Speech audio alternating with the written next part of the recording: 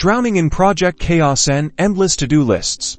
Then buckle up, because today, we're diving deep into a head-to-head battle Wrike vs Notion to find the ultimate project management and workspace organization solution for your team. First up, Wrike, a powerhouse designed for robust project management. Think Gantt charts, dependencies, resource management, and detailed reporting. Wrike's strength lies in its ability to handle complex projects with multiple stakeholders. The tower comes at a price. Wrike's pricing structure can be a bit complex, with various plans tailored to different team sizes and feature needs.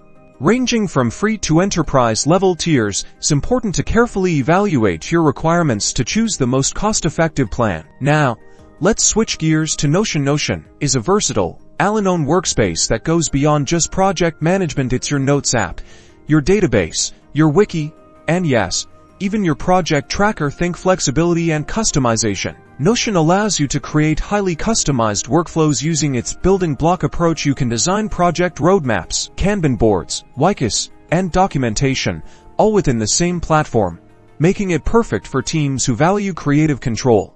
Notion's pricing is typically more straightforward and generally more affordable for smaller teams. They offer a free plan for personal use and competitive pricing for team plans. So, who wins? Well, it depends on your needs. Wrike is your go-to. If you need heavy-duty project management with advanced features, Notion shines when flexibility, customization, and an all-in-one workspace are your top priorities. Ultimately, the best platform depends on your team size, workflow preferences, and budget. Consider taking advantage of free trials or demos to see which platform truly clicks with your team. Good luck organizing.